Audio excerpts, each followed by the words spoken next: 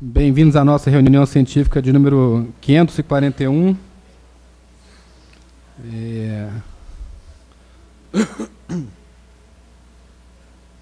Vou passar a palavra ao Dr. Arno para dar continuidade imediatamente ao nosso evento aqui. Boa noite. Ligado? Não. Acho que agora ligou, né? Ligou. Boa noite, obrigado pela presença de todos. Está ligado? Boa noite, muito obrigado pela presença de todos. Essa é a nossa aqui 41ª reunião científica.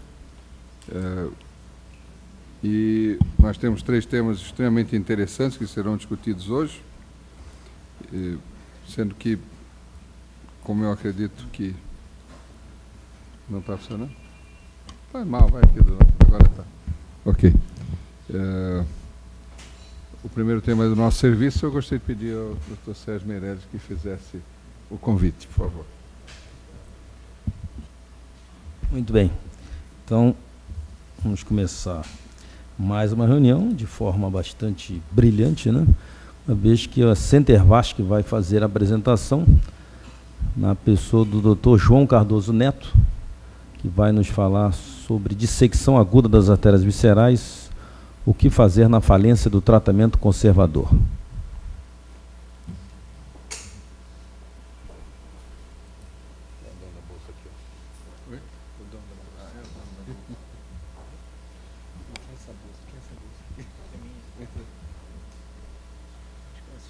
Boa noite a todos. Eu sou João Cardoso, sou médico pós-graduando do Serviço de Cirurgia Vascular e Endovascular da PUC-Rio, através do serviço do Centervasc. De antemão, eu agradeço pela oportunidade de estar aqui participando dessa sessão na Regional do Rio de Janeiro. E meu tema é a dissecção arterial das artérias viscerais, em particular as artérias esplâncnicas, né, e o que nós devemos fazer quando há uma falência do tratamento conservador. De antemão, a dissecção das artérias esplênicas é uma condição clínica rara. Isso é compartilhado por todas as séries apresentadas na literatura. Com relação à artéria mesentérica superior, existem pouco mais que 100 casos relatados e em torno de 20 casos com relação ao tronco celíaco.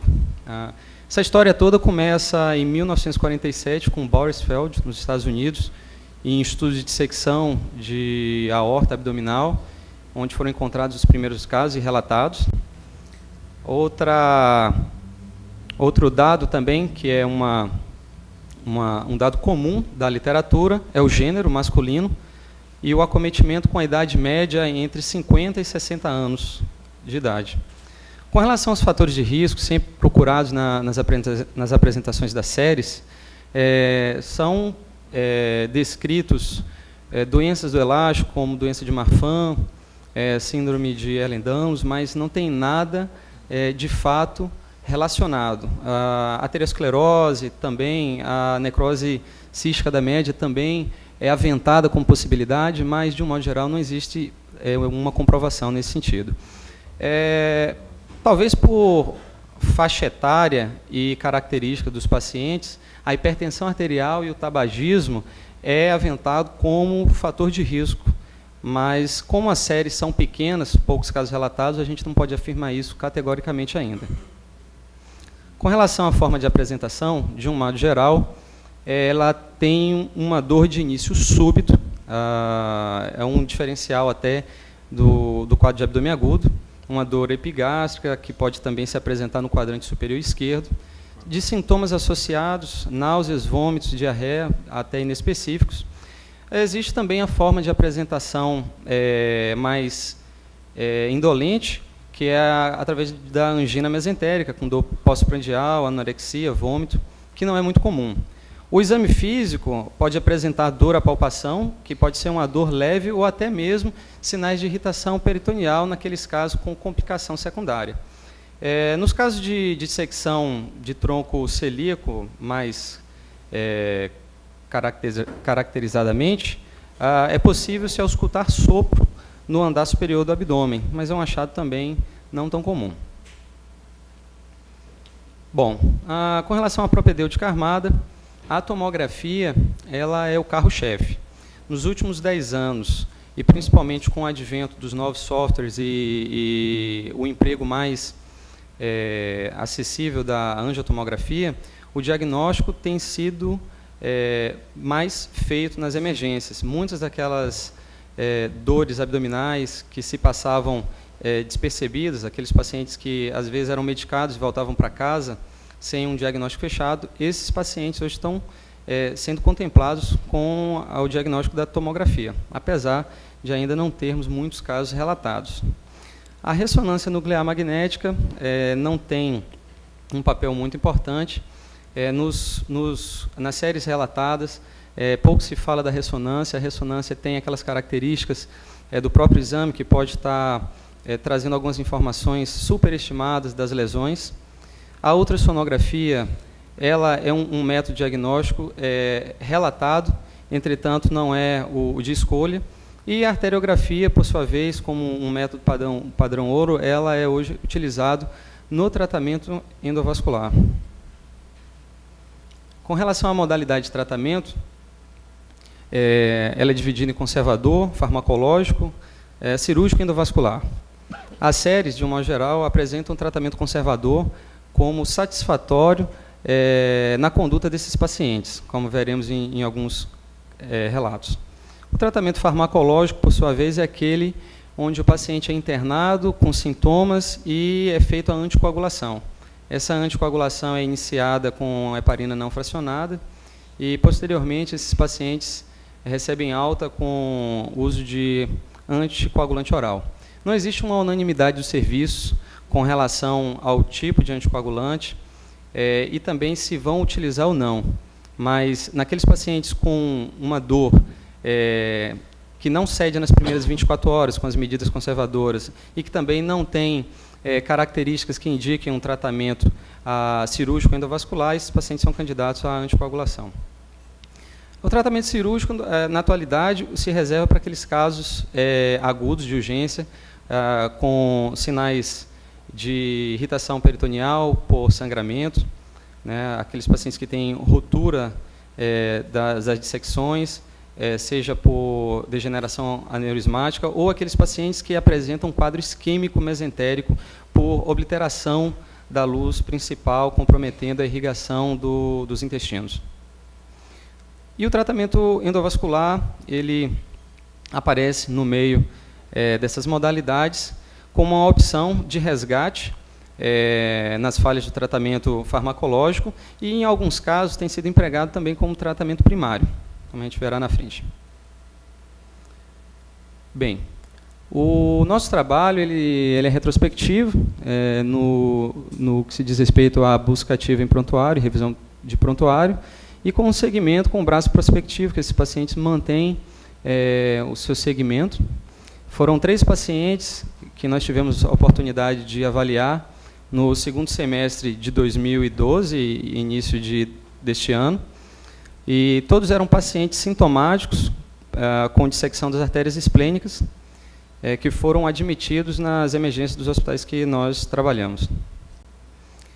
Separadamente, cada um dos casos, nós temos o paciente A, um senhor de 78 anos, que apresentava dor abdominal da admissão, com sinais inespecíficos associados, não tinha fatores de risco, como os relatados na literatura, tinha CA de próstata, insuficiência venosa crônica, e no exame físico, um exame físico inocente, tá? Exame de laboratório sem nenhuma alteração, que chamasse atenção, e na realização de angiotomografia, o que foi notado foi uma dissecção ao nível do tronco celíaco, tanto aqui no corte axial como nesse corte sagital. Verifica-se um discreto flapping, e isso precisa de ter uma acurácia do olho do examinador. Então, esse paciente foi internado na unidade fechada, iniciado a anticoagulação com heparina não fracionada. Em algumas situações, há quem utilize heparina de baixo peso, mas nós utilizamos sistematicamente heparina não fracionada, em função de não sabermos qual vai ser o desfecho desse paciente nas primeiras 48 horas. Na sequência, esse paciente teve alta para quarto, nós tivemos êxito no controle da dor e ele foi para casa utilizando o rivaroxabana, assintomático até o momento. Então, esse foi um paciente tratado de forma conservadora no segmento. O segundo paciente é um senhor mais jovem, de 50 anos, também com um quadro muito parecido com o anterior, com um quadro clínico, de certo modo, inocente, que, a não ser pela dor abdominal, apresentava na angiotomografia uma dissecção com um discreto flapping na artéria mesentérica superior, verificado nessas duas imagens. Esse paciente seguiu o nosso protocolo, teve alta em uso de Xarelto e, após um mês, ele nos retornou dizendo que voltou a sentir fortes dores de forma aguda. Nós pedimos que ele fosse novamente para o pronto-socorro. Na reavaliação, esse paciente apresentava um aumento na sua dissecção, mas sem alteração na luz e também sem comprometimento distal da mesentérica e dos seus ramos. Então, nós optamos por mantê-lo em observação, em unidade fechada com heparina não fracionada, e depois trocamos o anticoagulante dele. Ele teve alta em uso de varfarina e encontra-se sintomático até o momento. Por fim, o caso que gera maior curiosidade e interesse na apresentação é o nosso paciente de 62 anos, que ele chegou com um quadro de dor abdominal, sem sintomas associados. É um paciente que é hipertenso, e o exame físico também inocente, um abdômen doloroso, e ele, na sua angiotomografia, esse paciente ele fez uma ressonância, que não tenho aqui a imagem.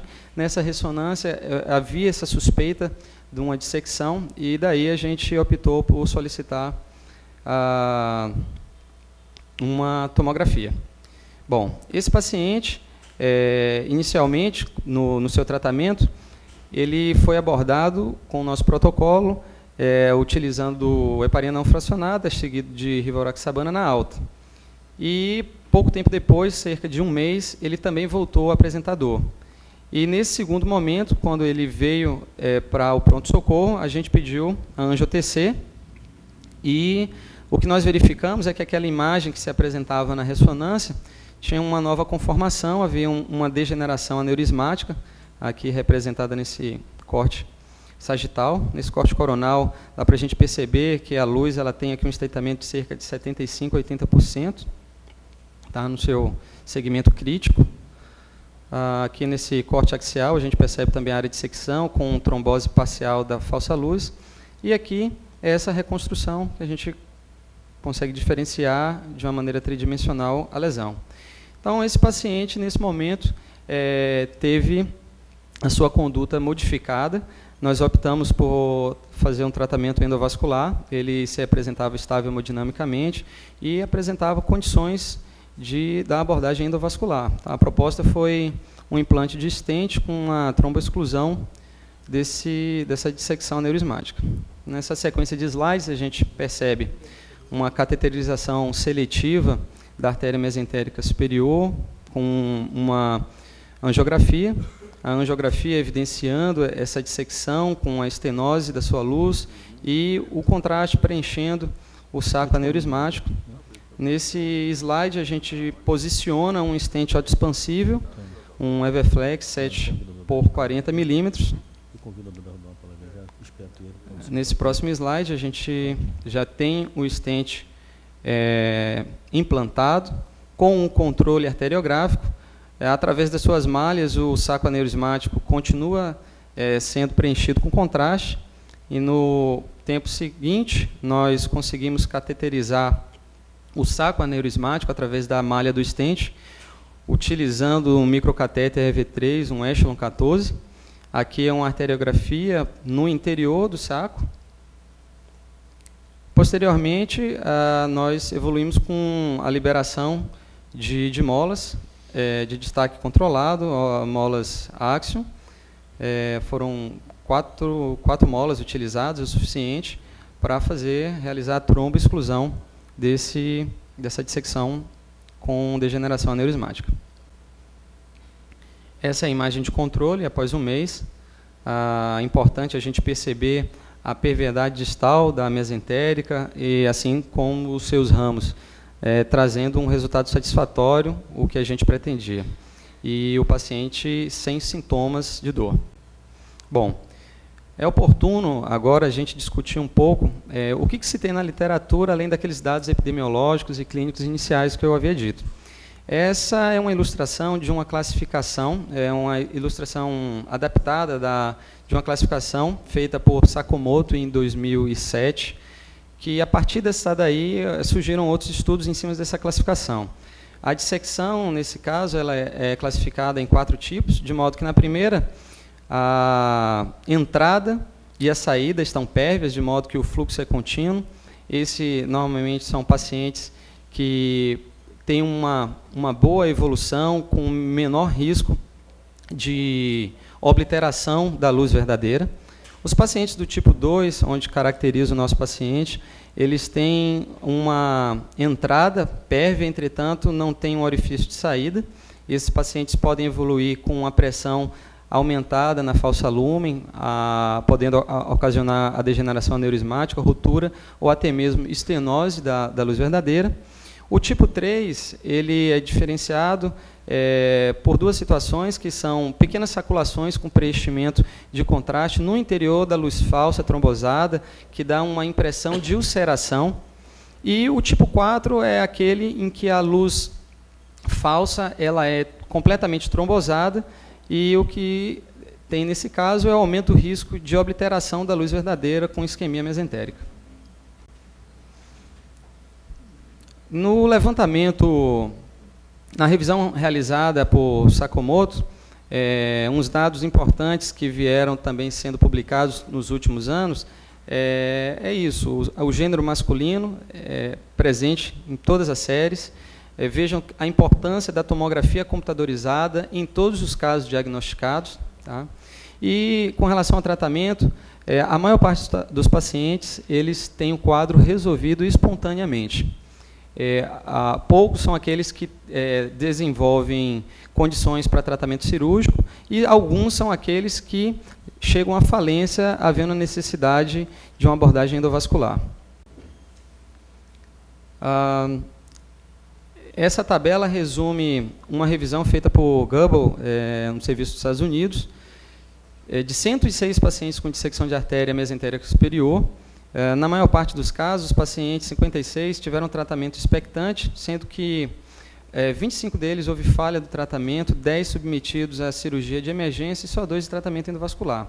O que chama atenção aqui é que uma parte dos pacientes com anticoagulação, 23 pacientes, 15 tiveram sucesso, e em torno de 34%, 8 pacientes tiveram falha. E esses pacientes puderam ser resgatados por um tratamento endovascular com um resultado satisfatório. Ainda nessa mesma revisão, elencando o primeiro caso descrito com tratamento endovascular até a ocasião dele, em 2009, todos os pacientes submetidos a tratamento endovascular tiveram a resolução da dor, e isso torna a abordagem factível como resgate desses pacientes. Aqui é o nosso protocolo, onde nós temos a seguinte orientação quando encontramos pacientes com suspeita de dissecção. Aqueles pacientes com achado incidental, sem alterações significativas na tomografia e no exame físico, eles são acompanhados. Aqueles pacientes em acompanhamento que têm uma progressão dessa dissecção, seja ela no comprimento da dissecção ou como uma degeneração aneurismática, eles podem ser submetidos ao tratamento endovascular ou cirúrgico, a depender da apresentação clínica do paciente. Os pacientes sintomáticos na emergência têm 2 vertentes. Aqueles pacientes em abdômen agudo têm que ser eminentemente tratados com uma cirurgia aberta. E os pacientes sem sinais de necrose intestinal, de irritação peritoneal por sangramento, segue à risca aquilo que já havíamos dito, a anticoagulação em unidade fechada. Se o paciente tem melhora da dor, ele recebe alta com anticoagulação oral. Se o paciente permanece sintomático, com anatomia favorável, sem tortuosidades, com uma mesentérica factível de cateterização, ele recebe o tratamento endovascular e, posteriormente, recebe alta para casa em uso de antiagregante plaquetário e AS Plavix. Com anatomia desfavorável e com achado compatível de abdômen agudo, a cirurgia é indicada. Concluindo, o que eu tenho para dizer é que a dissecção de artérias viscerais é uma condição rara e ainda sem uma conduta padronizada na literatura. A tomografia é fundamental no diagnóstico inicial desses pacientes. Acredito que nos próximos anos a gente vai poder ver mais casos como esses, em função do emprego mais comum nas unidades de emergência. O tratamento farmacológico é suficiente na maioria dos casos. Nas situações de instabilidade, não se deve perder tempo, a cirurgia deve ser indicada. O tratamento endovascular apresenta bons resultados na falência do tratamento conservador e ainda a gente tem a necessidade de mais estudos para podermos ter uma conduta inequívoca e mais organizada em todos os serviços. Obrigado. Obrigado. Sr. João Cardoso Neto. Nós temos uma boa notícia e uma notícia ruim. A notícia ruim é que nenhum debatedor veio à nossa reunião. E a notícia boa é que o doutor Adalberto veio à nossa reunião. Então, eu vou convidar o Adalberto para assumir os debates iniciais nessa apresentação, já evitando que ele tenha que levantar o braço, ele já está convidado para fazer o debate logo. Já, a Cuba tem espaço de 3 debatedores, Adalberto. Mas aí vocês me pegam para debater um assunto tão raro assim, que a gente nunca viu, que a gente nunca fez. Não, menor problema. Pô. Não, na verdade, o que me chamou a atenção aí foi o seguinte, os casos foram conduzidos de maneira brilhante, né? De maneira alto nível, entendeu? Com uma conduta absolutamente útil, quer dizer, benéfica para o paciente, porque eles, 2 casos, e sabendo o grupo, e o grupo estuda muito, o grupo realmente é um grupo de alta qualidade no país, sabe que a condução das dissecções nesses territórios, como na carótida, mesentérica, viscerais, deve ser conduzida conservadoramente, com tratamento clínico, mas quando se deparou com um caso que fugiu à regra, assim, não estabilizou com o tratamento clínico e complicou, como os senhores viram ali, com o aneurisma, então o grupo soube, evidentemente, conduzir a coisa como deve, na nossa opinião, que é fazer um tratamento também menos agressivo por via do vascular. O que me chamou a atenção, e eu gostaria até de perguntar, é que é o uso do stent autoexpansível, que eu achei interessante. Mas a gente, quando trabalha nessa área, a gente tem a preocupação do posicionamento, da precisão de posicionamento do stent em relação ao ósteo da mesentérica. A gente tem que colocar um pouquinho para dentro da luz. No caso aí não era necessário porque não tinha estenose, mas na verdade o que se pretende mesmo nessas situações é que se coloque um pouquinho para dentro da luz, e esses stents balões autoexpansivos não têm tanta precisão, por vezes não dá para liberar com muita precisão. E aí o detalhe de acrescentar a embolização com molas. Quer dizer, aí alguém podia, poxa, por que não fez com cola, com ônix? Claro que não dá para fazer com material que pode embolizar, porque aquele stent ali é vazado, né? Portanto, a escolha do material foi brilhante. E lembrar, inclusive, que esse material utilizado é material que não é fibrado. Essas micromolas não são fibradas, né?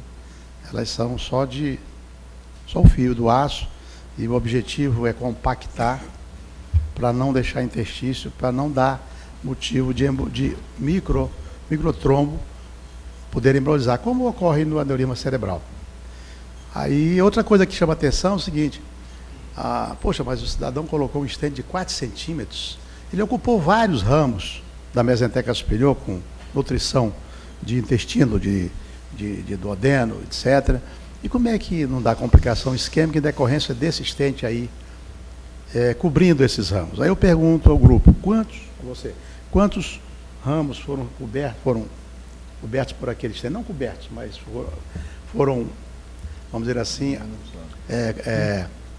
foram, não digo revestidos, tem uma palavra que a gente tem que usar, né, adequadamente, mas quantos ramos aquele estente alcançou de mesentérica?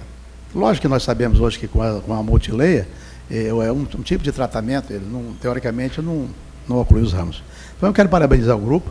Esse trabalho já ganhou um prêmio na jornada. Eu tive a felicidade e a oportunidade de estar na banca que examinou, que deu as notas, e dei nota máxima e não poderia deixar de ser.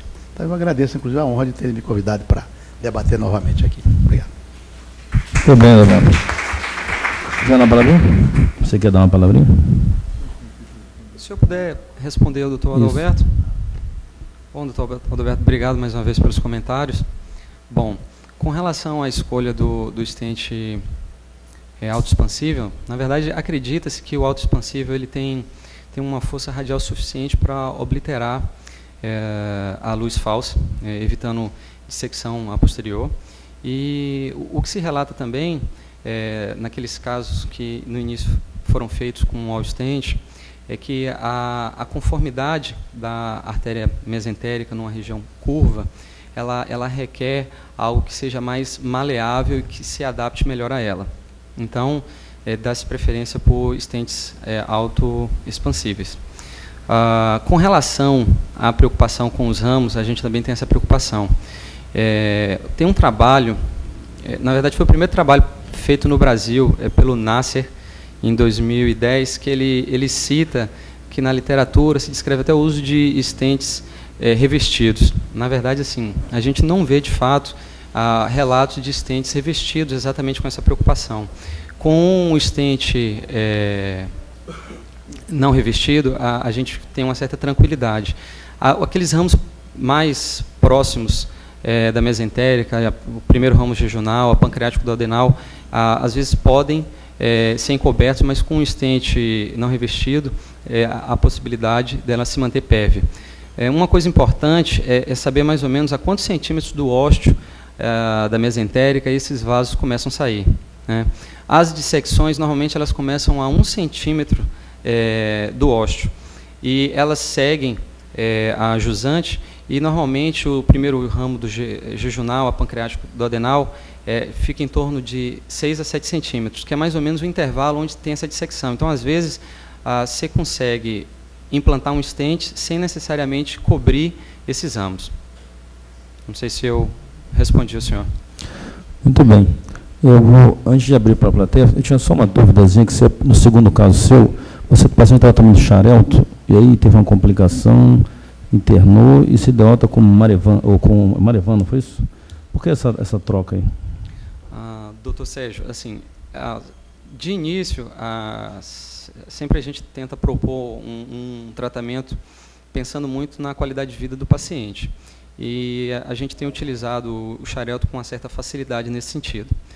Como esse paciente ele manteve queixa de dor, e na verdade ele não manteve, perdão, um mês após ele nos ligou e disse: olha, noite anterior eu tive uma dor forte, melhorou um pouco, mas agora pela manhã eu mantenho essa dor. Eu falei para ele: pô, volte lá para o pronto-socorro que a gente vai te avaliar. Então, o que a gente percebeu, comparando as imagens, é que o flap a dissecção tinha aumentado, entretanto, não tinha nenhum sinal de comprometimento distal, muito menos alterações de enzimas nos exames laboratoriais. Naquele momento, a gente pensou, acreditamos que pela aquela característica da dissecção, a gente poderia manter a anticoagulação. Como a gente havia usado Xarelto, resolvemos mudar para a varfarina. Entendi. Tá bom. Muito bem. Alguém da plateia quer fazer alguma pergunta? Eu queria lembrar que o Prêmio Maial de artigos de relatos de caso na nossa revista tem uma nova edição esse ano, portanto, todos os trabalhos que forem apresentados na sessão científica aqui e forem publicados na revista concorrem ao prêmio no próximo Encontro Carioca. Esse próximo prêmio não vai ser o Frank Witt, vai ser o evento do Viva, não é isso? Então, quem ganhar o prêmio no Encontro Carioca, a gente vai dar o kit inscrição, hospedagem e passagem para o Viva no próximo ano. Beleza. O Peixoto queria fazer um comentário, né? Peixoto.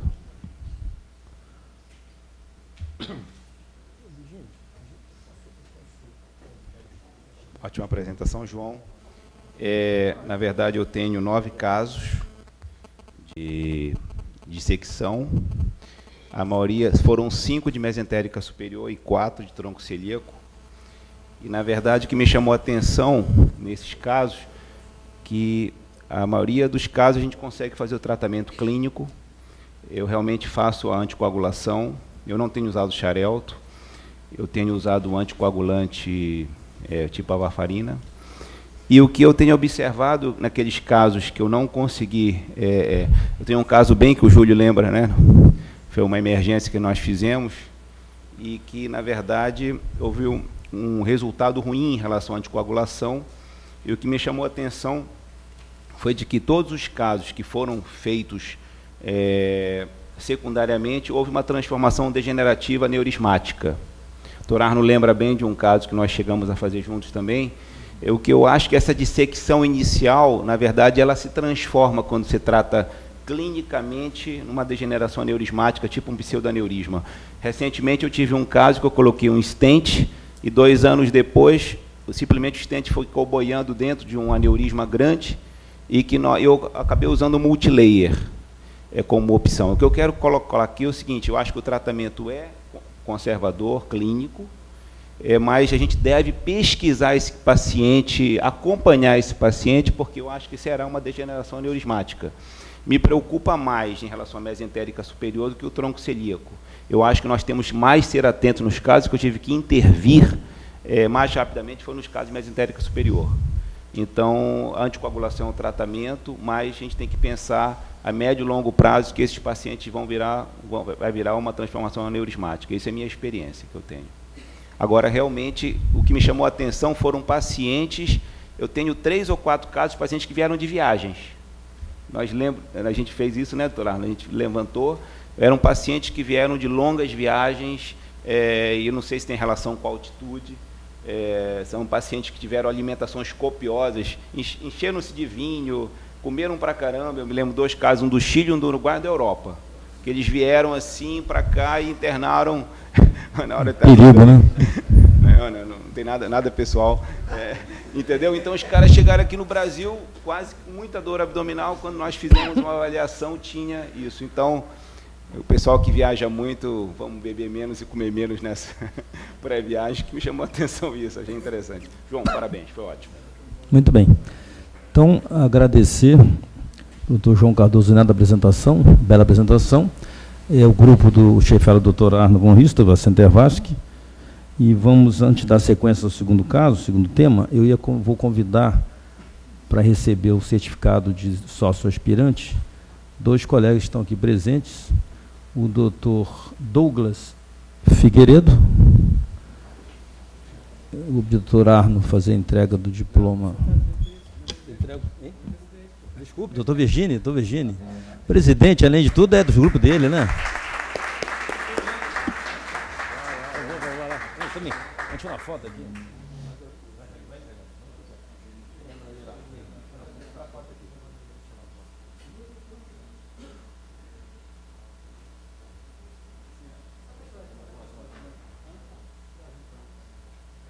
Vou convidar um colega lá, vou convidar então. Doutor Érico Paiva Vilela. Pode ficar, querem tirar junto os dois, o presidente e os seus guarda-corda, bodyguards. Érico, vamos lá. Vamos tirar foto todos aqui. Melhores é Rio, tirar foto. Melhores que eu tenho.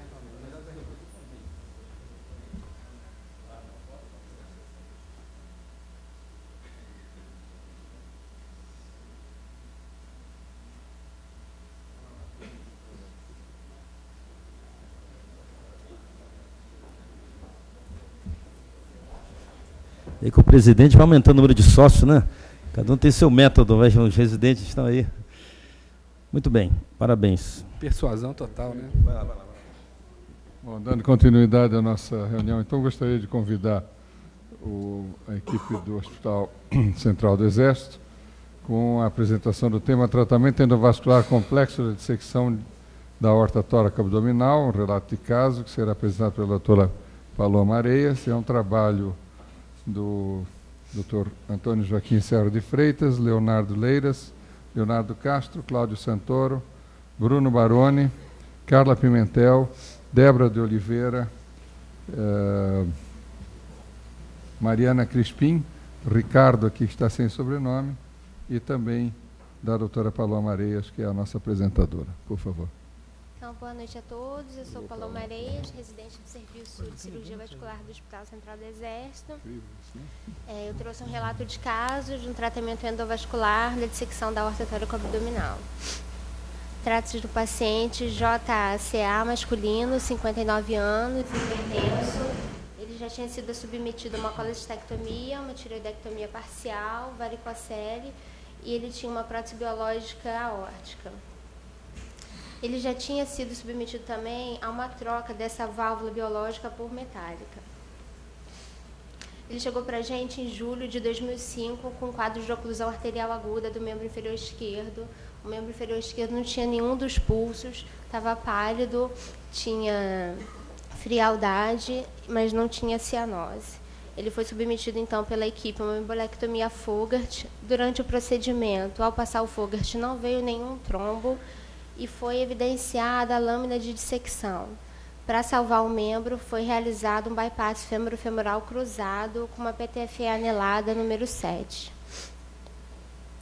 No mesmo dia, a cardiologia achou por bem submeter o paciente a uma coronariografia, uma ortografia, que evidenciou na ortografia evidenciou a válvula metálica na posição competente e a aorta ascendente de calibre normal. 2 dias após, o paciente hemodinamicamente estável, foi realizado uma angio-TC. Na angio-TC, a gente viu uma dissecção da aorta ascendente, desde a coronária até a ilíaca direita. Ele foi submetido pela cirurgia cardíaca a uma troca da válvula aórtica e da crosta aórtica por prótese, sendo reimplantados os vasos da base e das coronárias. No pós-operatório, ele evoluiu com oclusão do bypass fêmuro-femoral. Infelizmente, a gente perdeu o segmento do paciente devido à importância do cargo dentro do Exército. Ele foi transferido diversas vezes, só retornou para a gente em agosto do ano passado com uma queixa de dor cervical. Foi submetido a um ecocolador de carótidas e vertebrais normal, uma angio-TC de carótidas e vertebrais que evidenciava uma estenose de 30% a 2,5 cm do bulbo na carótida interna direita. Foi submetido também a uma TC de tórax e abdômen, que evidenciava a dissecção aórtica da crosta após a emergência da subclave esquerda até a ilíaca comum direita. E agora ele tinha uma dilatação aneurismática da porção torácica de 7 centímetros. A gente consegue ver que os vasos viscerais saem da luz verdadeira. Aqui é a reconstrução.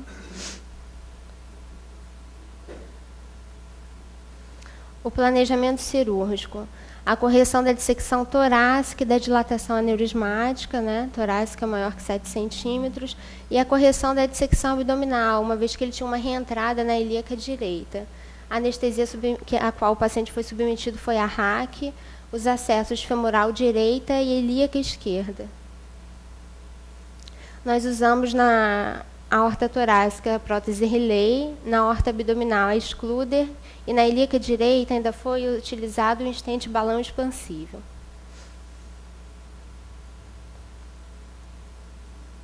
Aqui é o início do procedimento. A gente vê a lâmina de secção na ilíaca direita. Aqui, infelizmente, não é o filme, é só a imagem do arco.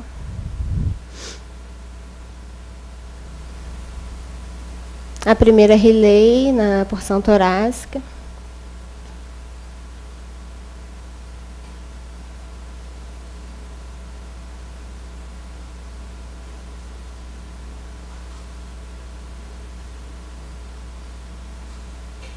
O controle, evidenciando a ausência de endolique.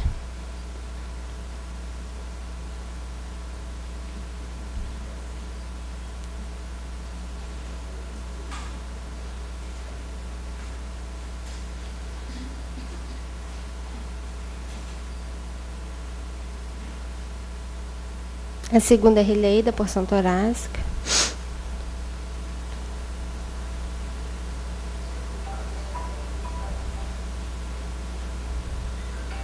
Evidenciando os vasos viscerais não acometidos pela falsa luz. E aqui já na porção abdominal.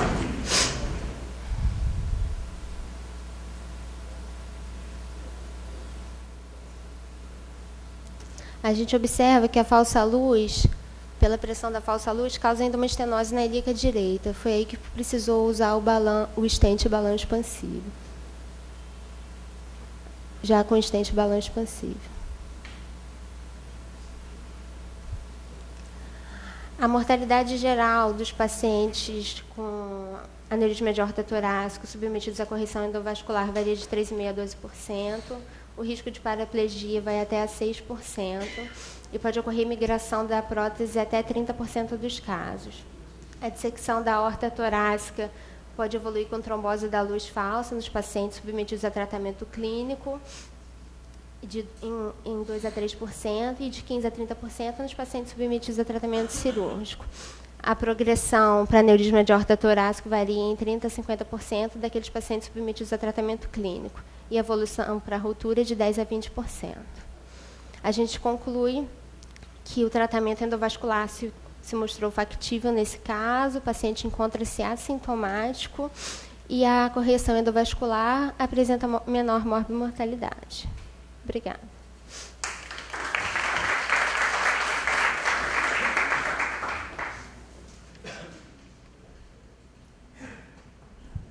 Parabéns, doutora Palom.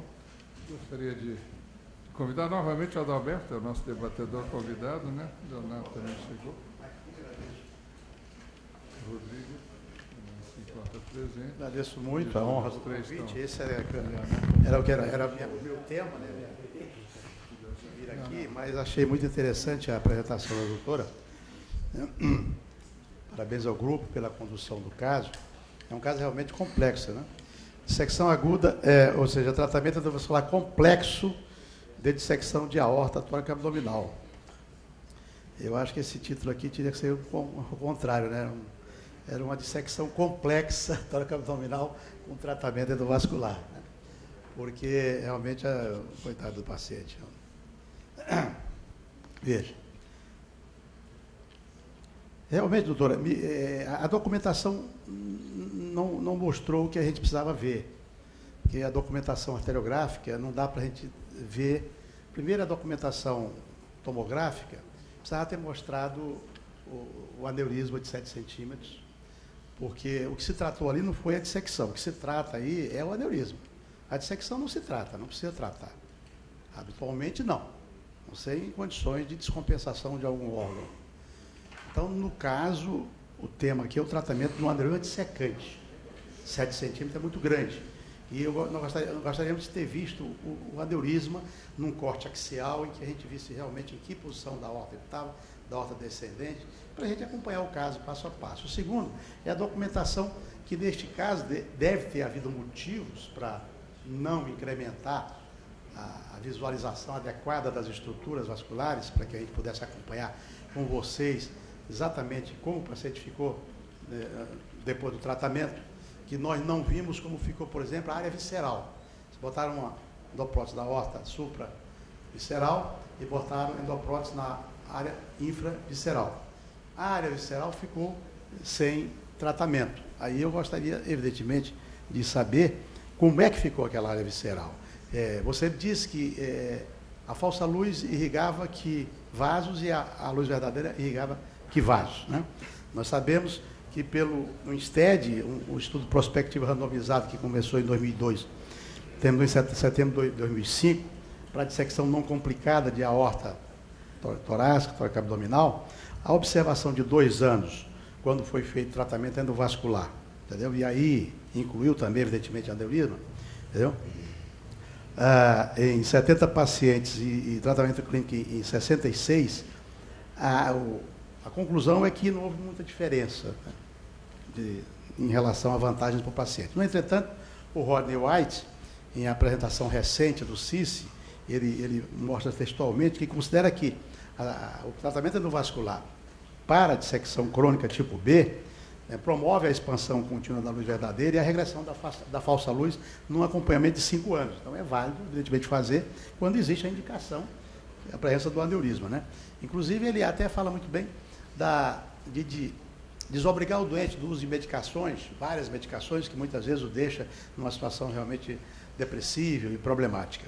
De forma que aqui o trabalho, o caso é interessante, é complexo o caso, o tratamento eu não achei muito complexo, eu acho que o nome do tema deve ter uma outra, deve se trocar, entendeu? E gostaria de saber, porque ali precisava de uma geografia, uma tomografia para exploração digital, que pudesse mostrar o final, como é que ficou realmente. Eu acho que a parte distal ficou muito boa, ficou interessante, mas a parte da visceral para cima me deixou curioso e querendo mais.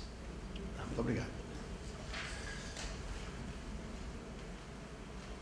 Bom, dando continuidade aos debates, eu gostaria de convidar o Dr. Rodrigo Soares Cunha, por favor, para as suas considerações. E as respostas vêm no final, né?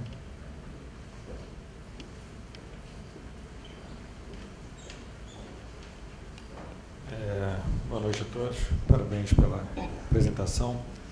Eu acho que, concordando bastante com o Dr. Roberto falou, que eu acho que, vendo o exame, inicialmente faltou alguns dados para a gente poder falar um pouco melhor sobre o tratamento cirúrgico, né? Você falou que... Eu achei que na tomografia a gente precisava fazer um exame melhor para saber os níveis e graus e números de reentradas que poderiam ter nessa dissecção.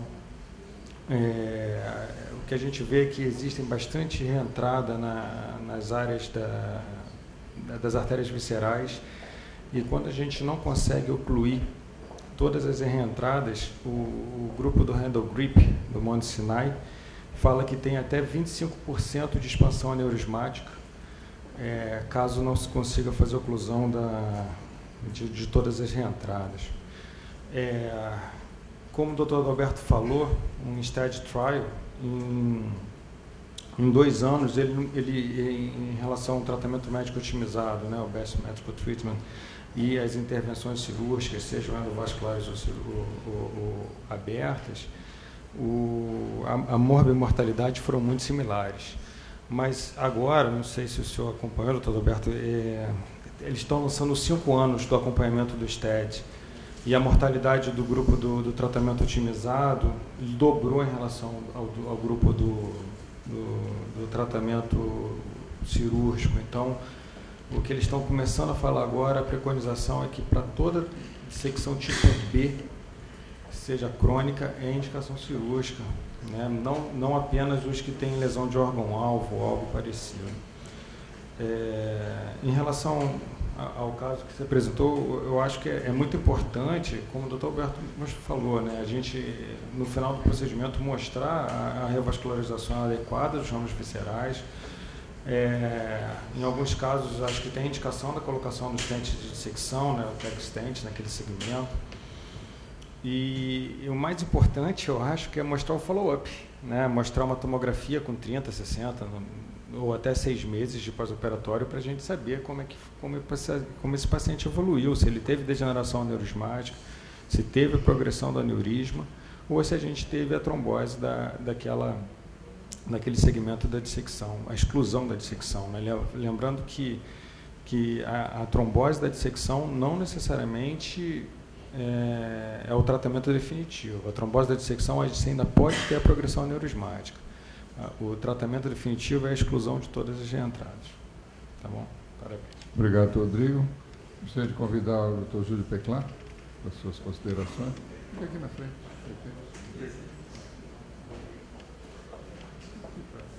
Boa noite, agradeço a honra do convite, parabenizo a doutora Paloma pela apresentação, o serviço do HCE, com vários amigos lá, e eu acho que o importante é isso, apresentar o caso, apresentar o que é feito e saber converter as críticas, né, para que cada vez apresente com mais informações e de uma forma ainda mais brilhante, doutora. Tá? Em relação a algumas dúvidas que eu fiquei, acho que é importante, aqui a gente tem uma plateia que tem muito residente e a embolectomia branca, né? Acho que a gente tem sempre que pensar, oclusão arterial aguda, passou o fogo, não veio trombo, pensar sempre na dissecção aórtica, né? Não ficou muito claro para mim, esse paciente foi submetido, um paciente jovem, 59 anos, foi submetido a 2 cirurgias de troca valvar, 2 trocas, né? Aí depois foi colocado um enxerto, cirurgia aberta, né? E reimplantou os troncos supraórticos. A posterior, esse paciente evoluiu com uma dissecção da prótese até a ilíaca, né? Ok. Então, ficaria a pergunta, os comentários acho que foram todos feitos, eu acho que essa é a vantagem ou desvantagem de ser o último comentador, foi muito bem comentado pelo Dr. Alberto e Dr. Rodrigo Cunha. Eu não entendi em relação à questão da raquianestesia, porque a preferência pela raquianestesia foi anestesia geral, mas fez uma anestesia desse paciente foi uma RAC. Tá, porque a gente sabe que com a RAC é complicado, a questão da apneia, né, da precisão na liberação da endoprótese, nessa avaliação da arteriografia. Então, realmente, eu fiquei com essa dúvida, porque a opção pela raquianestesia. De qualquer forma, parabenizar, acho que está mais do que comentado em relação aos outros debatedores. E, como o doutor Virgínio falou, nosso presidente, a lembrança de que os relatos de casos apresentados em reunião científica e publicados na revista da Regional concorrem a uma viagem internacional que, a partir do ano que vem, é para Las Vegas. Então, vamos publicar, né? Vamos apresentar, trazer os casos, acho que isso é muito válido. Parabéns, mais uma vez. Posso fazer uma pergunta? Vai chegar lá. É para quem que é a pergunta? Não, mas para quem que é? Para a doutora Paloma? Não, a doutora Paloma vai responder primeiro as perguntas dos debatedores oficiais e aí nós vamos abrir para a plateia, tá bom, João? Por favor, Paloma. Eu também tenho algumas. Quanto ao que foi comentado, eu concordo com o senhor, faltou realmente, né, as imagens da TC, mostrando os cortes necessários, mas os vasos viscerais estavam irrigados pela luz verdadeira, não pela luz falsa. Quanto à questão do follow-up, foi realizado, né, não tinha degeneração neurismática, só que infelizmente eu não consegui trazer os exames, uma vez que o paciente encontra-se fora do Rio. E a questão da raquianestesia é a rotina do serviço. Eu acho que é isso. Tem perguntas? O Rodrigo tinha pergunta tua também, não tinha? Não tinha nenhuma pergunta? Adalberto, alguma pergunta? Não. João, por favor, agora. Vocês não fizeram muito. Como é que foi feita alguma monitorização do líquido? Foi no mesmo conjunto da raquianestesia? Durante o procedimento, a gente não faz de rotina, a gente só faz no pós-operatório quando o paciente apresenta sintomas. O acesso que vocês tiveram ali por cima foi pela axilar? O acesso não, foi femoral e ilíaca. Ilíaca? Isso. Tinha um fio entrando na subclávia. Veio varal. Não, foram só nas femorais. Talvez fosse um guia solto, né, Léo? O que era? Oi?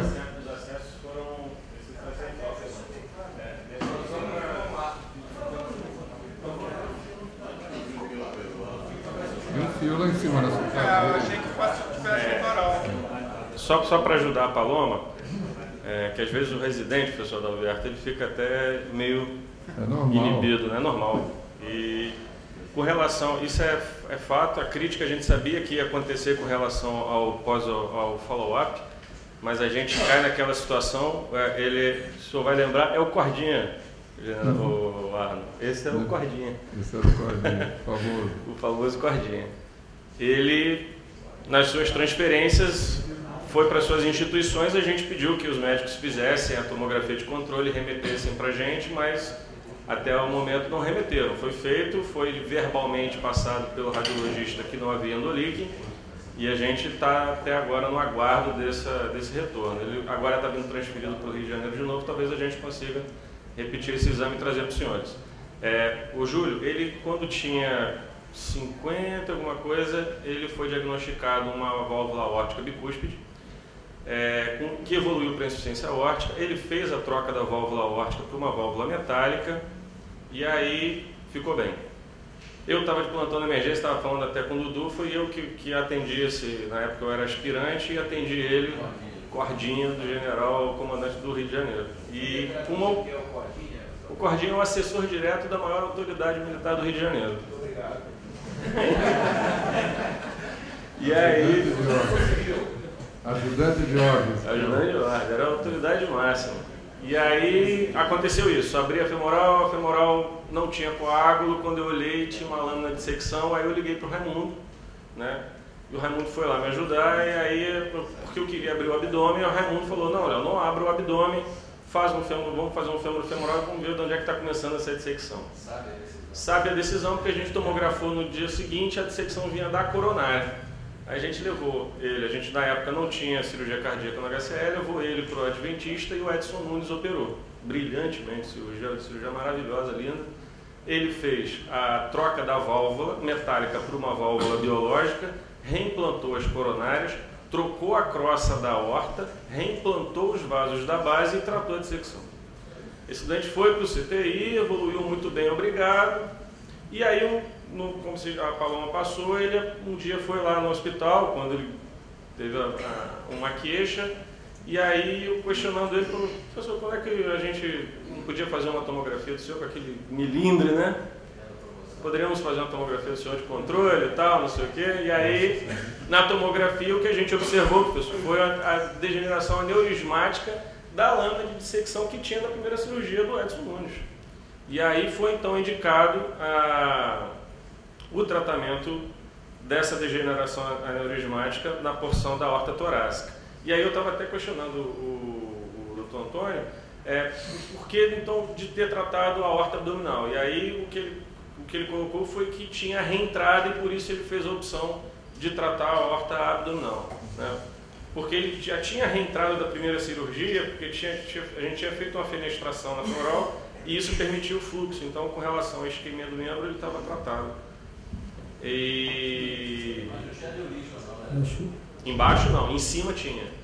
Em cima tem. Já chegava, isso é que assustou a gente. 7 centímetros, doente, muito bem, obrigado, sem sintoma. Embaixo ele tinha reentrado. E aí, por isso que ele fez a opção pelo tratamento da aorta abdominal. Não, e os acessos... Não, não. Não. Na época, quer dizer, agora que começou essa questão do multilayer, até se cogitou, mas a gente... Não se cogitou. E com relação ao varal, monitor. Os acessos foram acessos, a incisão do Greenberg, né, aquela incisão acima do ligamento inguinal, umbilicozinha, pequenininha, foi acima das incisões do fêmur femoral, né? Que era para a gente não entrar naquela área, porque no primeiro a cirurgia ele já tinha feito uma linfocele ali e tal, e optou-se por não querer abordar aquela região novamente. Então, os acessos foram... Você não pode apresentar o caso de novo 2 vezes, pode. Leonardo, falta só... Leonardo, falta só...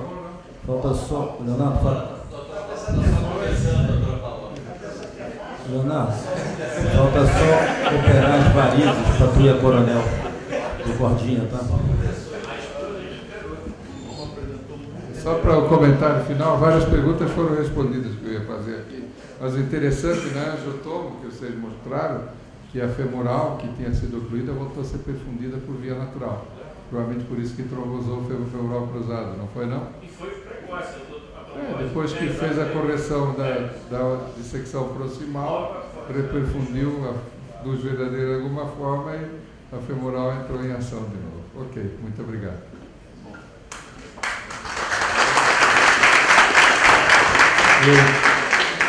Por uma questão de justiça, eu tive o prazer de apresentar o senhor Dr. Arno, e ele é um delicado diretor, mencionou os autores de todo o trabalho do grupo do HC, e eu não mencionei os membros do trabalho do Dr. Arno. Então, faço essa correção aqui, não deixar passar em branco. Os autores são o Dr. João Cardoso Neto, Dr. Arno Bonista, o Dr. Bernardo Macié, o Dr. Alberto Vescov, o Dr. Daniel Marques Figueiredo Leal, o Dr. Marcos Giacomelli Coleto, doutora Tayane Silveira Guimarães, doutor David Douglas Heckman, e o nosso decano, doutor Antônio de Medina. Uma verdadeira seleção, isso não é um grupo, uma seleção. Bom, então, vamos... Deixa eu fazer uma outra vez aqui. Lembrando só que a prova de especialista, as inscrições começam agora em julho, de 5 de julho a 31 de agosto, para quem não tem um especialista ainda na Sociedade Cirurgiovascular. E aqui no Rio nós estamos promovendo, a partir de julho também, o curso do Carlos Rosa. Quem tem interesse em fazer, já temos 20 pessoas inscritas já da Regional do Rio. Então quem tiver interesse, ligar para a Sociedade para se inscrever. O curso começa agora dia 6. Okay? Segue doutor Regina, presidente. Vamos ao tema 3. Tratamento endovascular de fístula artéria venosa, carótida jugular, com 5 anos de evolução. O grupo do Hospital Miguel Couto, Serviço Endovascular. A apresentadora é a doutora Crislane Siston de Oliveira, e os autores são o doutor Ricardo Borne Torrentes, doutora Ana Rototian, o Geraldo Júnior, o doutor Carlos Sade, o doutor Eduardo Félix e a doutora apresentadora, a doutora Crislane Siston de Oliveira. Desculpe, doutor Crislane. Não é? Crislane é mesmo. É igualzinho. Como é que cortou o cabelo? É o Eric que vai apresentar? O Eric vai quebrar o galho, né, pelo visto aqui.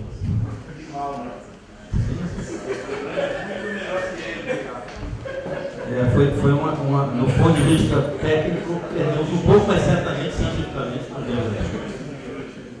Doutora Érica. Eu não sou a doutora Crislane, né?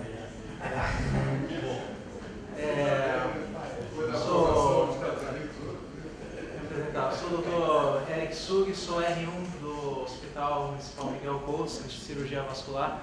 Felizmente, a doutora Crislane não pôde comparecer hoje por motivos de força maior, então eu vou estar apresentando o trabalho dela. A gente vai apresentar hoje um caso clínico de um paciente que chegou no nosso serviço, encaminhado do Sérgio Leblon, com uma fístula arteriovenosa carotídeo jugular pós-traumática e a nossa opção pelo tratamento endovascular da mesma. Então, dentre as fístulas arteriovenosas traumáticas, a cervical tem uma incidência de aproximadamente 4%, então ela é relativamente rara e pouco descrita na literatura. Dessas, 63% são causadas por feridas de arma branca, 26% por projéteis de arma de fogo e apenas 1% por trauma fechado, que é o caso do nosso paciente. Ela é dividida em aguda e tardia. Aguda com 1 semana ou menos de evolução e tardia com mais de 1 semana de evolução. Obviamente também é o caso do nosso paciente. Quanto à apresentação clínica, a aguda tem geralmente cursa assintomática, o diagnóstico é feito no exame físico, aquele sopro em locomotiva ou em maquinaria, e o diagnóstico feito pela arteriografia ou praticamente pelo exame físico. A suspeição clínica é a principal forma do diagnóstico. 65% dos casos são diagnosticados na fase aguda. A tardia, mais de 1 semana após o início, geralmente já cursa com dilatação de veias superficiais, insuficiência cardíaca congestiva, frêmito, massa pulsátil e entre outros. Os segmentos mais afetados no pescoço são o pescoço e desfiladeiro torácico, e os vasos mais afetados são a artéria carótida comum e a veia jugular interna. Enfim, vamos apresentar o caso clínico. LMO, um paciente masculino de 33 anos, pescador natural de Maceió, Alagoas, que veio ao Rio de Janeiro trabalhar na construção civil.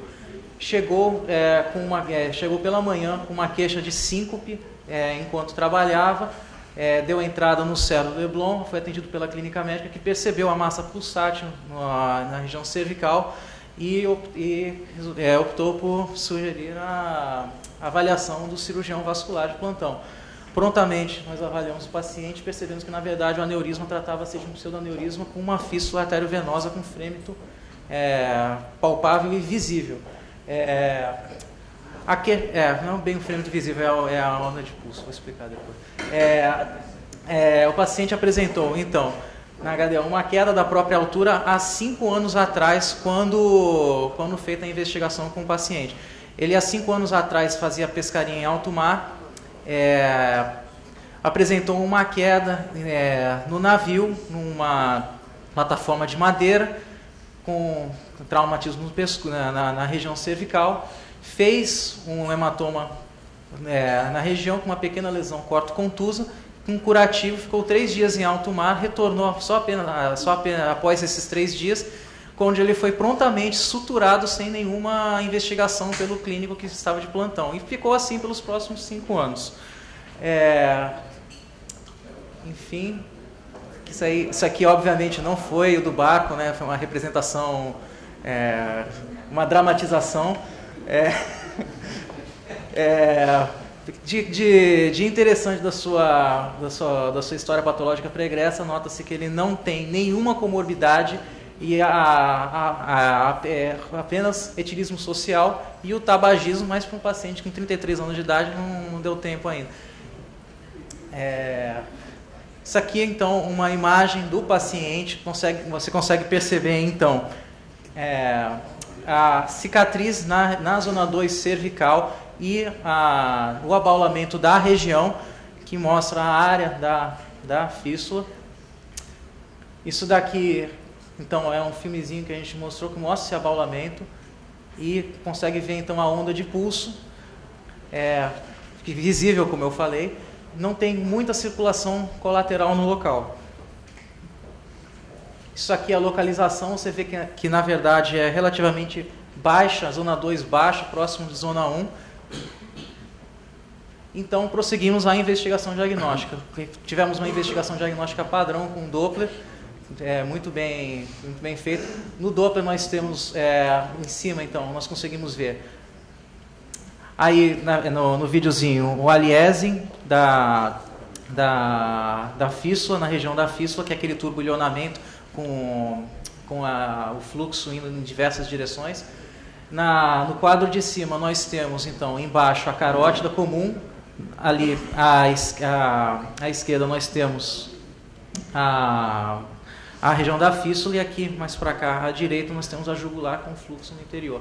E se nós podemos reparar na última fotografia do Doppler, nós temos dentro da artéria carótida comum um fluxo de baixa resistência que é característico de uma fístula arteriovenosa de alto débito.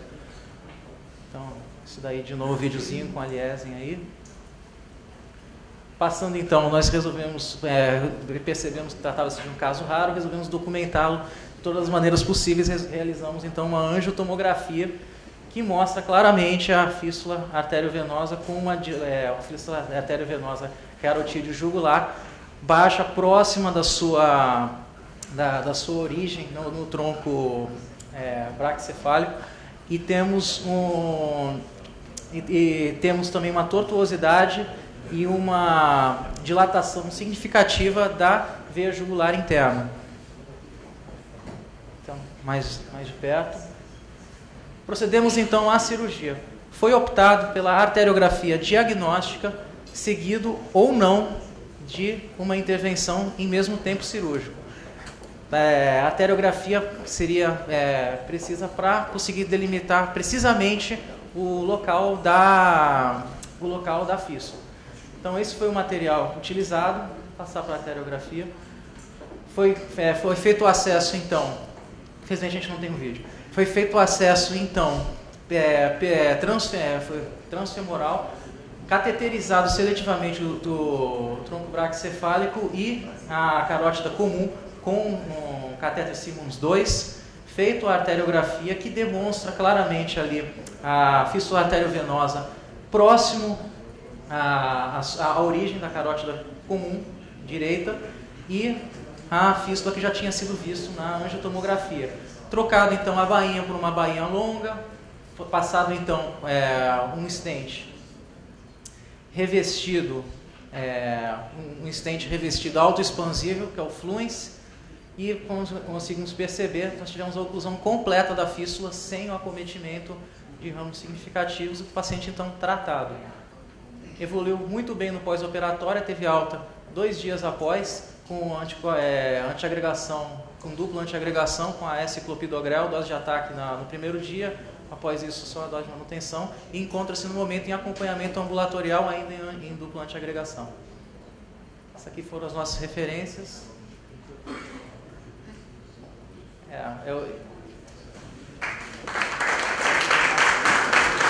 Muito bem. Vamos convidar então a doutora Ana Áurea Castro Neto para realizar seus debates. História muito bem colhida. Essa cara encheu a cara no barco, caiu, bateu o pescoço. Né? Esse detalhe de história. Eu fiquei impressionado com a história.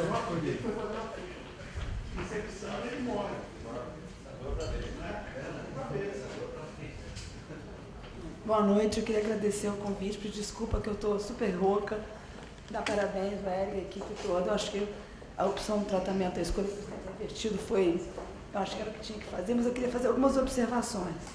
Primeiro, esse paciente deu entrada no hospital com uma queixa de tonteira. E eu não vi nenhuma investigação do ponto de vista de arteriografia intracraniana desse paciente. Eu sou neuroradiologista, então não tem como não pedir isso. Então, principalmente aquela queixa da internação dele que foi tonteira. No caso, tinha uma fístula, na verdade tem um pseudoneurisma, né, que é traumático, que tinha um trajeto que drenava direto para a jugular. Então tem um sistema de roubo aí, e além do roubo também não sei se tinha algum trombo formando aí, que esse trombo podia estar, enfim, migrando para o cérebro, mas eu acho que justamente o roubo justificava essa tonteira que ele estava apresentando.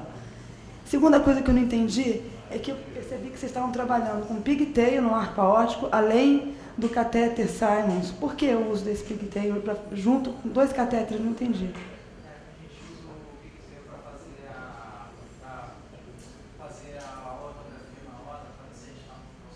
Mas só o Simons ou um catéter qualquer diagnóstico posicionado, ou no tronco inominado? Não, mas não, na mão, Eu acho que assim, você poderia posicionar um catéter no tronco arco aórtico ou direto na carótida seletivo, na carótida comum, e daí você podia fazer seu controle, você usar menos contraste, ia ficar uma imagem de melhor qualidade. Com relação à opção do stent recoberto, eu acho que foi perfeita, não vejo outra maneira de tratar. Lembrando sempre que você está mexendo com stent na carótida, principalmente eu acho que o controle pós-tratamento, eu acho imprescindível uma arteriografia intracraniana de algum controle. Mesmo que seja um paciente jovem, que deve ter uma carótida limpa e tal, sempre é importante que você vá avaliar se tem alguma complicação tromboembólica do seu procedimento. Então, eu acho que tem que ter essa arteriografia, esse controle intracraniano pós. Só isso, minhas considerações. Eu posso só concluir uma coisa? Vai. Pigtail e milimetragem. Tá? É dificílimo você visualizar exatamente a comunicação da carótida com a jugular. É uma coisa... Você tinha um trajeto, tinha um pertuito ali. Você acha que tinha? Eu vi. Eu não podia errar. Não? Eu não podia errar. Eu estava ao menos de 1 centímetro da subclária. Eu tinha que ter precisão ali. Eu não tinha outra solução sem ter botar um pigtail com centimetragem. Para te dar uma referência. Uma referência. Positiva. Mas você não usa roadmap para poder liberar o stent? Eu vou repetir para você. Eu não sabia aonde era. Pigtail para mim era para fechar da subclária para cima. Porque você não consegue visualizar, não é essa coisa. Não, mas o pigtail estava na horta, né? Não, o pigtail chegou a entrar para cima, para a carótida comum, para visualizar. Não é essa coisa, é fácil de ver. Você subiu com o pigtail na carótida? Subi o pigtail na carótida e até pela carótida. Eu não tenho todo o material. Não, eu estou achando que eu sou brincadeira, eu estou até achando interessante, porque eu nunca entrei com o pigtail numa carótida. Até por ser um catéter com muita perfuração, a gente morre de medo disso, porque pode formar trombo, enfim, mas é uma interessante a colocação. Foi uma entrada triunfal de... Vamos... Terminou? Terminei. Doutor Breno Caiafa.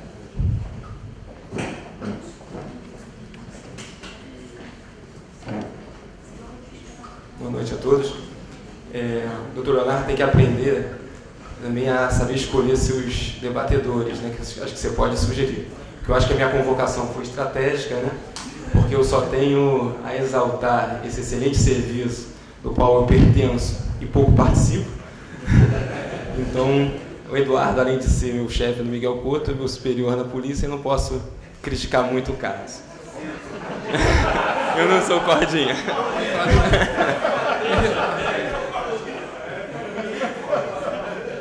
Serviço esse que também tem orgulho histórico, né, de ter tido o Dr. Arno como chefe, né, cirurgião vascular e chefe, há um tempo atrás.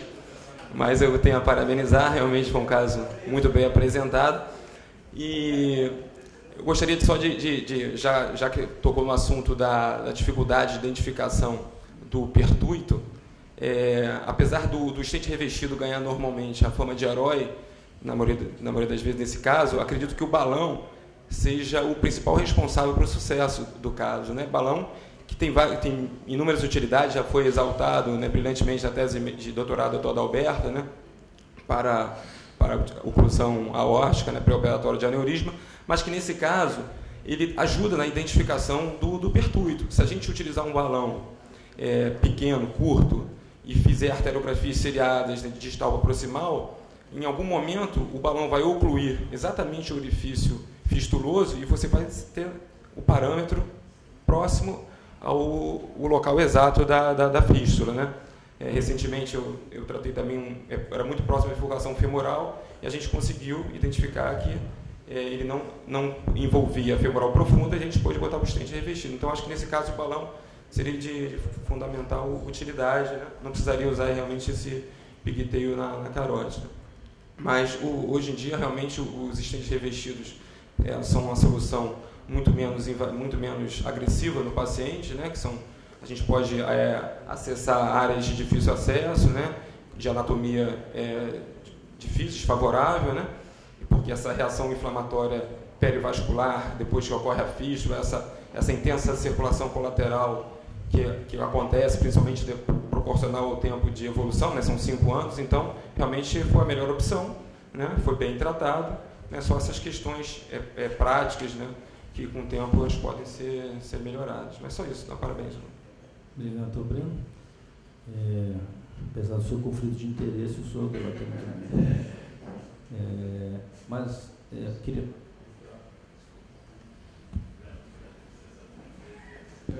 Eu queria fazer 2 comentários. Em primeiro lugar,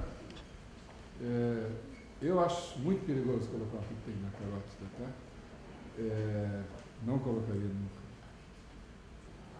Eu não sei, isso, na verdade, o Carlos está me lembrando aqui, foi motivo de nos zero na prova de especialista. Nós tem muita gente que vai fazer a prova, tá? O Alberto está baixando a cabeça, né? Então, acho que, desculpe, mas tem que falar. Também não manipularia um catéter, balão dentro de um troço que pode ter muito trombo dentro, você não sabe. Então, eu faria isso aí. Nós temos aqui na primeira fila. Quantas angiografias, Carlos, você tem na tua vida? De carótida? 3.000. Ana Áurea? Dá um chute. 5.000, tá? Alberto? Quantos? 1.000 também, né? Então, eu faria um H1, catéter mais simples possível, eu acho que você subiria, colocaria na boquinha da carótida comum e faria uma anjo. Eu acho que aí eu saberia a distância de onde sai a fístula e escolher o que eu iria tratar. Vocês concordam com isso? Não? Os 3 aqui da frente? Eu tenho muito medo de colocar qualquer coisa através de um negócio desse. Então, essa é a minha opinião sincera. A segunda coisa é que é uma alegria saber que hoje em dia a gente não tem mais fístula arteriovenosa traumática. Um dos primeiros trabalhos publicados sobre trauma vascular no Brasil, na década de 50, por Perissé e Medina, experiência de Souza Aguiar, com 150 e tantos casos de fístula arteriovenosa no seu serviço e pseudoaneurismas. Esse trabalho é um clássico, foi publicado na revista Angiopatias, que era editada pelo Eugênio Medeiros. Eu tenho ainda um original. Eu, na minha vida toda, trabalhei 10 anos no Miguel Couto, nunca vi 150 pseudoaneurisma nem fístula arteriovenosa, e foi só 20 anos depois. Então, isso é um trabalho realmente primoroso dos nossos cirurgiões vasculares, que acabaram com esse troço, que na verdade não deve acontecer nunca, não é verdade? É porque lá em Alagoas o pessoal realmente dormiu de touca, né? É claro que todos nós, mais velhos, já operamos alguns casos desses, mas isso é um mérito que tem os cirurgiões da emergência que resolvem esses casos no dia que o doente chega. Uma ferida penetrante de pescoço, abre, né? Indicação primária de exploração, era uma ferida penetrante na zona 2 do pescoço, né? Tinha que ser explorado cirurgicamente, obviamente, talvez o cara deu sorte, né? De repente lá em Maceió, não sei onde é que era o lugarejo, podia não ser nem em Maceió, né?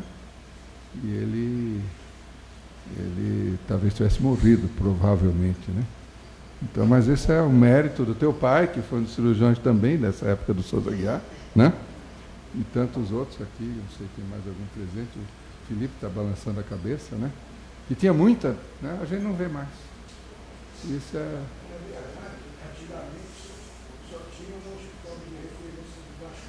Que era o Souza.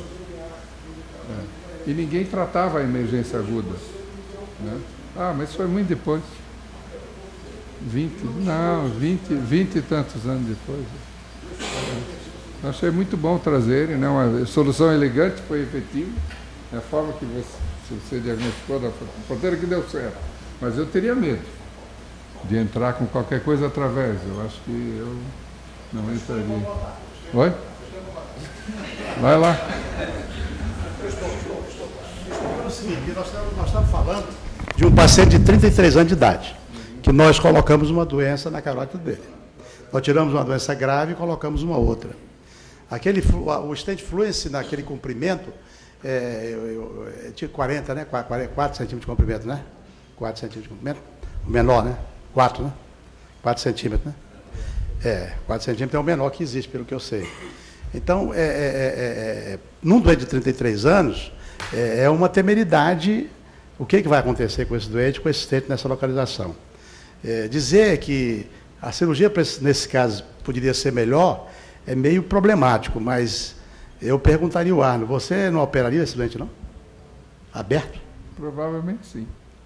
Porque, provavelmente, eu não sei. Sim, sim. Eu já coloquei stent. Porque o problema cerebral não é fluxo, o problema é êmbolo, é embolia. E esse stent, ele não é um stent muito confiável do ponto de vista de trombogenicidade, né? Não é um dos melhores. Eu não sei. Por favor. Bem.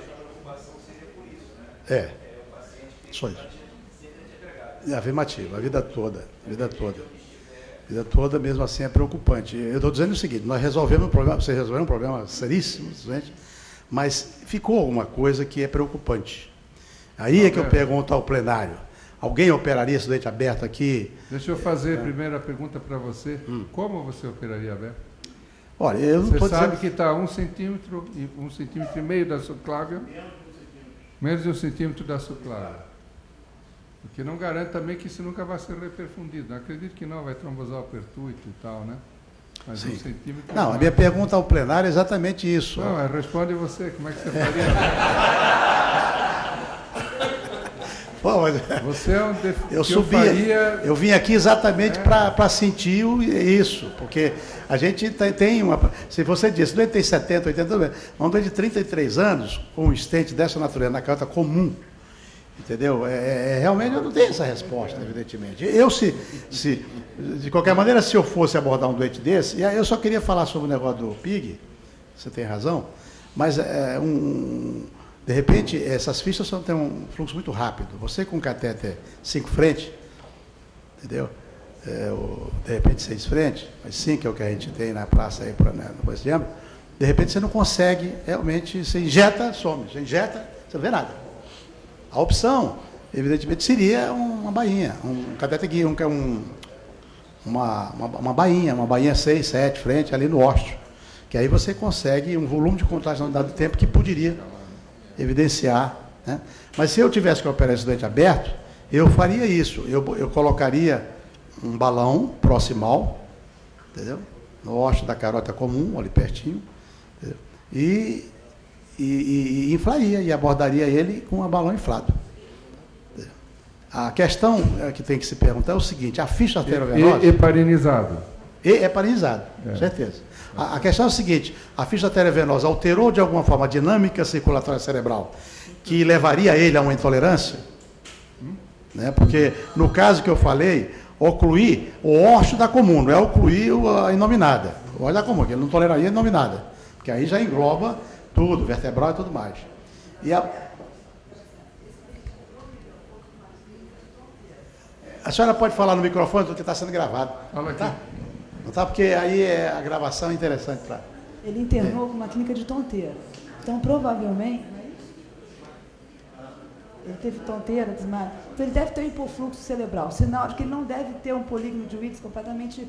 A carótida esquerda dele não deve estar dando conta de compensar o lado direito. Então, se você botar um balão numa carótida comum, você não tem muito tempo para poder trabalhar com esse balão inflado. Posso contradizer, doutora? Veja, o hipofluxo cerebral é porque a fístula funciona como roupa do hipofluxo. Quando você interrompe a fístula, você melhora. Você vai colocar o balão na carótida e ficar com a fístula. Com a fístula, se eu coloco com a fístula, o resto do lado... Mas eu acho que esse outro lado não vai dar conta, porque ele com a fístula, que está roubando, não está dando conta. Mas a fístula está roubando de cima. Sim, não sei. Não sei. O sangue vem e entra na veia e volta, doutor. Não, mas ele tem... Esse é um mecanismo, então, que as artérias distais atrofiam, hipotrofiam. Por causa do... É o fenômeno que leva exatamente a isquemia distal. Você acha que o sangue entrou pela carótida esquerda, andou na comunicante, e volta desceu para a carótida e foi até a fístula? Não, veja bem, o sangue que iria para o cérebro, ele volta pela veia. Sim, do lado da fístula. Afirmativo. O que está irrigando o cérebro realmente já é o lado esquerdo, o lado contralateral. Não sei, ele está com uma clínica que está com insuficiência. Mas veja, pelo menos fisiologicamente, hemodinamicamente, a fístula rouba sangue daquele hemisfério. E quem está, o outro lado também está sendo forçado a baixo. Esse doente só fica melhor porque o cérebro não quer saber de onde vem o sangue. Por onde vier, tá bom. Só que você tem uma clínica de tonteira, porque isso não está acontecendo. Mas no momento em que eu ocluísse o ósseo da carótida comum dele com um balão para poder abordar a fístula, eu iria compensar ele lá em cima, porque o outro lado resolveria o problema. Não, se você está ocluindo o lado da fístula, como é que o sangue vai chegar pelo lado da fístula? Não, ele não vai chegar mais no cérebro, mas a circulação global do cérebro. Eu acho que essa dúvida acontece porque nós não temos um estudo. Então, se você só consegue responder se esse hipofluxo é proximal ou se é retrógrado, se você tiver uma pedra cerebral, um estudo seletivo da carótida, tem a lesão e da carótida. Vocês viram o diâmetro daquela veia jugular? Aquilo, o sangue simplesmente chega ali e volta. Sim, e aspira lá de cima. E quem está mantendo é o restante da circulação global. Desculpa esse tipo de discussão, mas é interessante. Esse caso é muito interessante para discutir aqui. Eu só digo o seguinte: esse doente poderia ter uma oportunidade de ser operado aberto. Olha que eu sou um defensor enorme da endovascular, mas em decorrência da idade e da área anatômica que parecia, não sei, ser acessível, facilmente acessível, com este macete de acabar com a fístula antes de abordá-la, seria uma opção. Sim, por favor, pode falar. Vem para cá, vem para cá. Com relação a esse negócio de operar aberto e fechado, quando a gente passou esse trabalho para a Crislane, a primeira coisa que ela falou seria justamente isso, que a literatura falava em operar aberto ser um paciente novo. Foi muito bom. Quantos trabalhos tem de literatura com experiência nisso aí? 2. Falei, bom, e esses 2? Um operou fechado, outro operou aberto. Então, quer dizer, experiência não tem. E resumindo para o senhor, uma coisa interessante que aconteceu. O Alexandre é o diretor do Miguel Couto. E eu falei para ele, Alexandre, vou gastar um dinheiro com fluxo que eu vou botar um stent nessa carótida.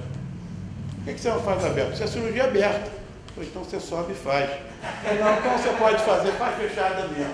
Tem que fazer aberta, agora é mole. Pode deixar ela falar.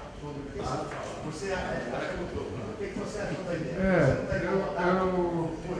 Eu fiquei meio preocupado. Não tenho certeza não, se eu não colocaria o fluxo também. Mas se eu resolvesse fazer aberto, ia fazer exatamente isso que você fez. Cateterizava, colocava um balão, só não inflaria o balão. Deixaria ele lá, faria o acesso, chegava o mais perto possível de secar a carótida pelo lado medial em vez do lateral, entendeu? Tentar isolar proximal e distal, talvez desse, talvez não desse. Se sangrasse, insufla o balão. Eu não tenho medo de fechar a carótida comum 10, 15 minutos. Tá? Eu já fiz inúmeras vezes isso, para fazer transposição carótida subclávia, para fazer ponte carótida subclávia, para fazer... Quando eu faço geralmente transposição de vertebral, que é uma coisa rara, geralmente eu tenho um shunt dentro. Mas nem sempre também, se for só isso, é uma coisa raríssima de fazer, eu fecho. E 10 minutos é mais do que tempo para você fazer o acesso ali, porque está na cara, né? Não é um acesso difícil. Depois tem que cuidar, se está muito perto da subclave, é o recorrente. O vago você já viu antes, né?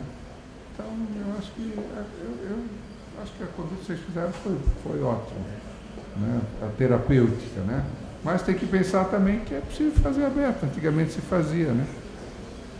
Júlia?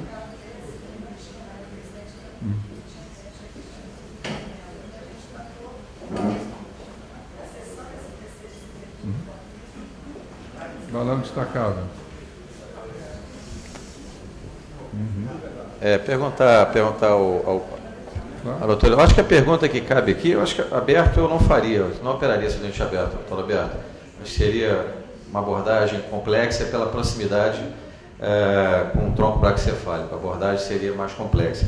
Eu acho que talvez a opção que a gente fizesse, certamente se o Eduardo tivesse isso, eu acredito que ele faria, era botar ao invés de uma fluence, que é uma endoprótese mais rígida, uma Viaban. Uma Viaban de 2,5. Uma Viaban com comprimento menor. Uma endoprótese mais flexível, que recobriria um segmento mínimo, bem proximal, que é menos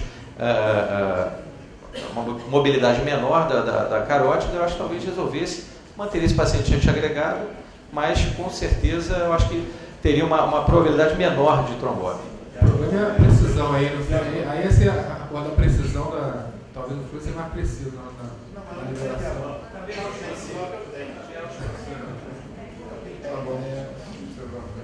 Deixa eu fazer uma pergunta aqui em relação à fístula arteriovenosa, esquecendo a carótida em si. Quando a gente vê esses casos, que a gente na realidade tem bastante casos desses no serviço público, o que assusta um pouco às vezes no tratamento, seja ele aberto ou endovascular, o tamanho da veia, né? Paciente com 5, 10, 15 anos de falha de fístula arteriovenosa mantida ali, tem uma veia, às vezes uma femoral, teve um caso na UERJ, que a veia tem maior que uma cava, 2,5, 3 centímetros de diâmetro, uma veia femoral. Na experiência de vocês, como é que fica essas veias pós tratamento da fístula?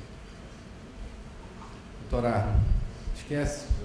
Anticoagula no pós-operatório imediato? O que eu chamo a atenção desses casos, e eu tenho alguma experiência com isso, de que você sempre tem que superestimar o calibre da artéria. Normalmente essa artéria ela tem um hipofluxo, ela está hipoplásica. E eu tive um caso que eu me lembro muito bem, pós-trombectomia, que eu fui colocar eu me lembro lá no Barradó, fui colocar um Viaban para fechar uma fístula arteriovenosa pós-trombectomia. E aí eu coloquei dentro dos padrões normais, né? Calculei 10 a 20%, e quando eu coloquei o Viaban simplesmente desceu e foi para o completer.